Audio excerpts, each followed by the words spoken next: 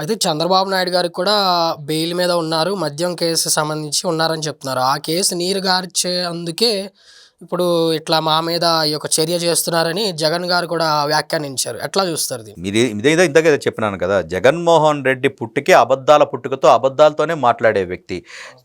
చంద్రబాబు నాయుడు గారికి లిక్కర్ స్కామ్కి సంబంధం ఏంటి? అది నువ్వు పెట్టిన దొంగ కేసు. నీ ప్రభుత్వ హయాంలో పెట్టిన దొంగ కేసులే కదా జరిగింది. గడిచిన స్కిల్స్ కేసు నువ్వు దొంగ కేసును పెట్టిందే, లిక్కర్ కేసు కూడా నువ్వు దొంగ కేసు పెట్టిందే. ఏమైనా ప్రూవ్ చేయగలిగావా? ఏం ప్రూవ్ చేయలేదు. కాబట్టి న్యాయస్థానాల ద్వారా మేము బెయిల్ తీసుకున్నాం.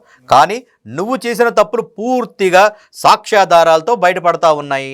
నువ్వు ఎవరైతే నమ్ముకున్నావో, నువ్వు ఎవరినైతే నువ్వు బాధ్యతలు అప్పగిచ్చావో, మాకు ఈ కలెక్షన్ ఏజెంట్లుగా పెట్టుకునే ధనంజయ రెడ్డి కానీ, కృష్ణమోహన్ రెడ్డి కానీ, రాజ్ కసిరెడ్డి కానీ, గోవిందప్పలు కానీ, వీళ్ళు ఇచ్చిన వాంగ్మూలం నిజాలు చెప్పారు కాబట్టే ఈరోజు వాళ్ళని వెనకేసుకొస్తా ఉన్నాం. ఎందుకంటే వాళ్ళు ఎక్కడైతే అప్రూవర్గా మారిపోతే ఆ యొక్క తాడు నీ పేక చుట్టుకుంటున్ననే భయంతోనే ఈరోజు చంద్రబాబు నాయుడు మీద బెయిల్ కోసం మాట్లాడుతూ ఉన్నావు. ఓకే, చంద్రబాబు నాయుడు గారు బెయిల్ తీసుకుంటే మరి నువ్వే దేని మీద ఉన్నావు? నువ్వు 33 కేసుల్లో ఏవన్ ముద్దావే కదా.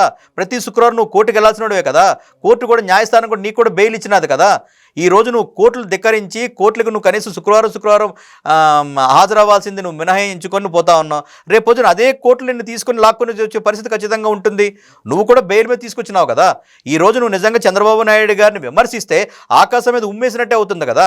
నీ ప్రభుత్వంలో నువ్వు పెట్టిన దొంగ కేసుల వల్ల అది మేము బెయిల్ తీసుకురావడం జరిగిందే. కానీ ఆ ప్రభుత్వంలో ఉన్నప్పుడు, నీ ప్రభుత్వంలో ఉన్నప్పుడు నువ్వు కేసుని నువ్వేమైనా ప్రూవ్ చేయగలిగావా? చంద్రబాబు నాయుడు గారు లిక్కర్లో నిజంగా మధ్యలో ఆయన కుంభకోణం చేశారు, ఇంత దెబ్బ తీసుకున్నారని నేను ప్రూవ్ చేయగలిగావా? నీ అక్కసుతోనే చంద్రబాబు నాయుడు గారిని ఎలాగైనా మానసికంగా శారీరకంగా బాధ పెట్టాలన్న ఉద్దేశంతో దొంగ కేసు పెట్టిన వ్యక్తి దొంగోడివి నువ్వు. ఈరోజు నువ్వు చంద్రబాబు నాయుడు గారి కోసం కానీ, చంద్రబాబు నాయుడు గారి వ్యక్తిత్వం కోసం కూడా మాట్లాడేది. చంద్రబాబు నాయుడు గారి యొక్క చరిత్ర ఆయన తెరిచిన పుస్తకం, ఆయన జీవితం తెరిచిన పుస్తకం, ఆయన యొక్క పరిపాలన కానివ్వండి, ఈ ప్రజలకు చేసిన సేవను కానీ తెరిచిన పుస్తకం. నీదేంటి? నీ బతుకేంటి? నీ యొక్క జీవితం ఏంటి? ఎలా సంపాదించినావు? ఎలా ముఖ్యమంత్రి అయినావు? ఎంతమందిని వాడుకున్నావు? ఎంతమందిని తొక్కినావు? ఎంతమందిని చంపినావు? దానికి సమాధానం చెప్పు. ఎలాగొచ్చేవని సంగతి అందరికీ తెలుసు, మా సీమ ప్రజలకి తెలుసు, ఈ రాష్ట్ర ప్రజలకి తెలుసు. దాన్ని చెప్పకుండా ఈరోజు ఎదుటి వ్యక్తి మీద నేను గుడ్డగాల్చి మొహం మీద వేస్తానంటే ఆ మసి నీకే అంటుకుంటుందని మీ జగన్మోహన్ రెడ్డి తెలియజేస్తూ ఉంటాం. అయితే ధనంజయ రెడ్డి అలాగే కృష్ణమోహన్ రెడ్డి వీళ్ళందరూ కూడా ఎవరైతే లిక్కర్ స్కామ్లో ఇన్వాల్వ్ అయి ఉన్నారో వారందరూ కూడా మచ్చలేని అధికారులని కూడా జగన్ వ్యాఖ్యానించారు. సో ఇది ఎట్లా చూస్తారు? ఒక ఆర్థిక తీవ్రవాది, ఒక ఆర్థిక ఉగ్రవాది మాట్లాడే మాటలు ఇట్లాగే ఉంటాయండి. ఎందుకంటే దెయ్యాలు వేదాలు వల్లిస్తున్నట్టుగా చెప్తా ఉంటాడు. సొంత ఇంట్లో మనిషికి న్యాయం చేయలేని వ్యక్తి ఈ కలెక్షన్ ఏజెంట్ల కోసం వెనకేసుకొస్తా ఉన్నామంటే జగన్మోహన్ రెడ్డి ఎంత స్వార్థపరుడు అనేది ఆ విషయంలో మీరు అర్థం చేసుకోగలగాలి. ఈరోజు నీ సొంత బాబాయిని నీ సొంత ఇంట్లో చంపావో చేస్తే దానికి ఆ ఆడబిడ్డలకి, ఆ కుటుంబానికి, ఆ యొక్క ఎవరైతే చంపించబడ్డారో ఆ కుటుంబానికి ఈ రోజు కూడా ఓ రాష్ట్ర ముఖ్యమంత్రి హోదాలో నువ్వు న్యాయం చేయలేకపోయావు.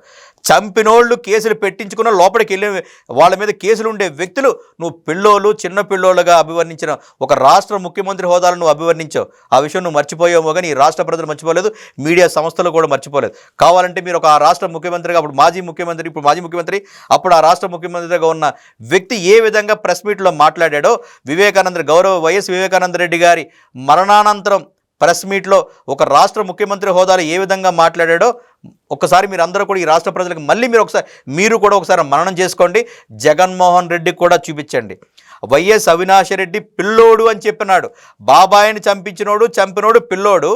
ఈరోజు ప్రభుత్వ ఆస్తులను కొల్లగొట్టి ప్రభుత్వ ఆస్తుల ఆదాయాన్ని గండికొట్టి ఈ రాష్ట్ర ప్రజల జీవితాలను నాశనం చేసి ఈ రాష్ట్ర ప్రజల చావులకు కారణమైన వ్యక్తివి నువ్వు.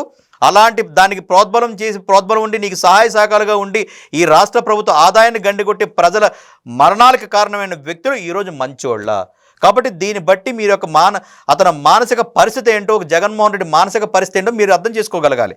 అంటే అతను మతి భ్రమించి మాట్లాడిన వ్యక్తి ఈరోజు ఆంధ్ర రాష్ట్రంలో ఉండడం, ఆంధ్ర రాష్ట్ర ప్రజల్లో మా పులివెందుల శాసనసభ్యుడు ఉండడం, ఆంధ్ర రాష్ట్ర దౌర్భాగ్యం మా పులివెందుల వ్యక్తి యొక్క దౌర్భాగ్యం అని అనుకోవాలి. కాబట్టి ఈ వ్యక్తి ఎప్పుడూ కూడా తప్పుడు మార్గమే పోతూ ఉంటాడు. తప్పుడు వ్యక్తి తప్పుడు చేసిన వ్యక్తులను కూడా మంచోలుగా మాట్లాడుతూ ఉన్నాడంటే ఇతని మానసిక పరిస్థితి ఏందనేది మీరు అర్థం చేసుకోవాలి, జగన్మోహన్ రెడ్డి అర్థం చేసుకోవాలి. అయితే విజయసాయిరెడ్డి గారి మీద కూడా కొన్ని వ్యాఖ్యలు చేశాడు. తను కూడా చంద్రబాబుకి అమ్ముడిపోయాడని అలాంటి సంచలన వ్యాఖ్యలు చేశాడు. ఎట్లా చూస్తారు దీన్ని? జగన్మోహన్ రెడ్డి పొద్దున్న లెగిస్తే భయంతో బతుకుతూ ఉంటాడు.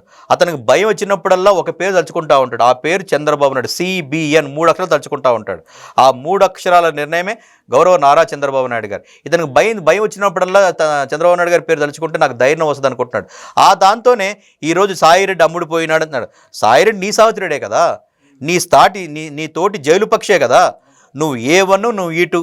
నీ అక్రమార్జనలో నువ్వు ఇన్ని లక్షల కోట్లు సంపాదించడానికి ప్రధాన భూమికమైన పోషించినటువంటి సాయిరెడ్డి, సాయిరెడ్డినే కదా గౌరవ CBI కానివ్వండి, ED కానీ సంస్థలు నిన్ను A1గా అతను A2గా చేర్చినాయి.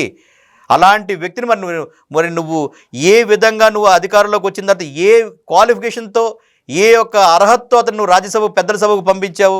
అప్పుడు మరి నువ్వు అప్పుడెంత నువ్వు కొనుక్కున్నావు సాయిరెడ్డిని? ఎంత కొనుక్కొని నీ యొక్క ప్యాలెస్లో పెట్టుకున్నావు? లేకపోతే అతనికి 2 సార్లు రాజ్యసభ సీట్ ఎందుకు ఇచ్చినావు? అంటే అప్పుడెంత కొన్నావు? రాజకీయాల్లోకి జగన్మోహన్ రెడ్డి వచ్చిన తర్వాతనే అమ్మడము, అమ్ముడుపోవడం, కొనడం, కొనిపించుకోవడమే. నువ్వు వచ్చిన తర్వాతనే కదా, నీ రాజకీయంలోకి వచ్చిన తర్వాతనే కదా, నీ దుర్మార్గమైన డబ్బులతో అక్రమార్జన సంపాదించిన దుర్మార్గమైన పార్టీ పెట్టిన తర్వాతనే కదా అందరినీ కూడా విరోధులుగా చూడడం, నీకు ఎవరైతే నచ్చట్లేదో వాళ్ళందరినీ సంపించడమో, భయోందోళన సృష్టించడమో, దాడులు చేయడమో, హింసించడమో ఇదే కదా చేసినావు.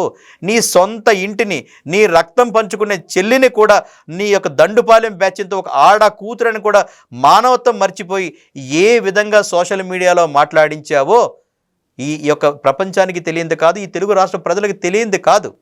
కాదు నువ్వు దాన్ని మర్చిపోయి ఈరోజు భయంతో చంద్రబాబు నాయుడు గారితో విజయసాయిరెడ్డిని అమ్ముడుపోవాలి. ఈరోజు న్యాయస్థానాలు ఉన్నాయి. తెలుగుదేశం పార్టీ కానీ, తెలుగుదేశం పార్టీ మా జాతీయ నాయకులైనటువంటి నారా చంద్రబాబు నాయుడు గారి నీతి నిబద్ధతో పనిచేస్తూ ఉంటాం.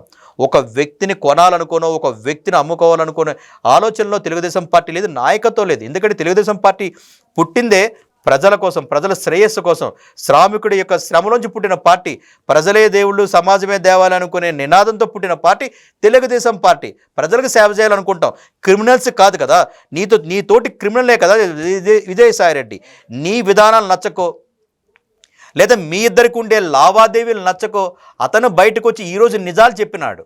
దానికి నువ్వు సిగ్గుపడాల్సింది పోయి ఈరోజు ఆ బురదని తీసుకుని, నీ అండిన బురదని వేరే వాళ్ళకి వేస్తానంటే ఇది ఈ రాష్ట్ర ప్రజలు నమ్మే పరిస్థితులు లేదు. ముఖ్యంగా తెలుగుదేశం పార్టీ కూడా నువ్వు ఆలోచన చేసుకోవాల్సిన విషయం ఉంది. తెలుగుదేశం పార్టీకి ఒక నిబద్ధత ఉంది, ఒక క్రమశిక్షణ ఉంది, ఒక విధి విధానాలు ఉన్నాయి. మా నాయకుడికి ఒక విధి విధానాలు ఉన్నాయి. నీకేముంది విధి విధానాలు? దానికి నువ్వు ఆలోచన చేసుకొని దానికి సమాధానం రాష్ట్ర ప్రజలకు చెప్పు.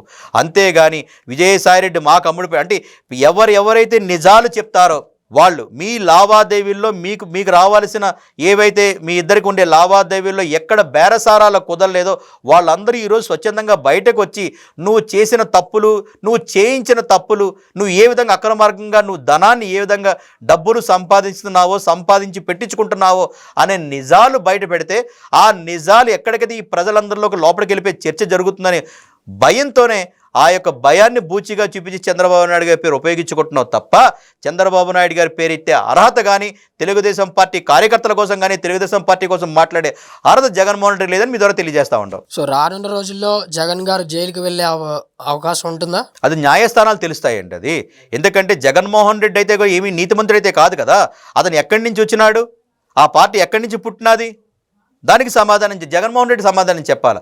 ఆ పార్టీ పుట్టిందే జైలు గోడల మంచి పుట్టినది, ఆ పార్టీ పుట్టింది అక్రమార్జన నుంచి పుట్టింది, ఆ పార్టీ యొక్క మడుగడే తండ్రి అధికారాన్ని అడ్డం పెట్టుకొని డబ్బులు సంపాదించి పార్టీ పెట్టుకొని మడుగ సంపాదించుకొని అధికారంలోకి వచ్చిన తర్వాత ధన దాహం కోసం ప్రజల్ని మన ప్రాణాలు ఏ విధంగా తీసాడో జగన్మోహన్ రెడ్డికి తెలుసు. కాబట్టి ఈ పరిణామాలన్నీ కూడా న్యాయస్థానాలు సూక్ష్మంగా పరిశీలిస్తూ ఉన్నాయి. న్యాయస్థానాలే తెలుస్తాయి పరిణామాలు ఏ విధంగా ఉంటాయి. మాకు తెలిసి ఈ రాష్ట్ర ప్రజలకు తెలుసు జగన్మోహన్ రెడ్డి తప్పులు పరిణామాలు తీవ్రంగా ఉంటాయనే సంగతి ఈ రాష్ట్ర ప్రజలకు తెలుసు, జగన్మోహన్ రెడ్డికి కూడా తెలుసు. అది తెలుసు కాబట్టి ఈరోజు భయంతో మీరు నేను గమనిస్తే గడిచిన 2.5 గంటలు కూడా ఒక భయాందోళనతో ఉండే ప్రెస్ మీట్ పెట్టినాడు. అతని యొక్క సెలెక్ట్ చేసిన ప్రెస్కే తప్ప ఒక ప్రెస్ మీట్ అంటే ప్రతి ఒక్క మీడియా సభ్యుడిని ఇన్వాల్వ్ చేసుకొని పెట్టేదే పాటే ప్రెస్ మీట్ అంటారు. సెలెక్ట్ చేసిన నీ యొక్క దండుపాలెం ఎవరెవరైతే నీకు అనుకూలంగా ఉండే సంస్థలకు పిలిపించుకొని మాట్లాడేది అయితే ప్రెస్ మీట్ అయితే కాదు కదా. ఆ 2.5 గంటలు కూడా భయాందోళనతో అతని యొక్క సెలెక్టెడ్ మీడియాతోనే మాట్లాడడం జరిగింది. కాబట్టి ఆ యొక్క అతనికి ఆ పరిణామాలు ఎంత తీవ్రంగా ఉంటాయని జగన్మోహన్ రెడ్డికి తెలుసు. న్యాయస్థానాలు కూడా దాన్ని సూక్ష్మంగా పరిస్థితి రానున్న రోజుల్లో జగన్మోహన్ రెడ్డి ఆ పరిణామాలన్నింటికీ బాధ్యుడు.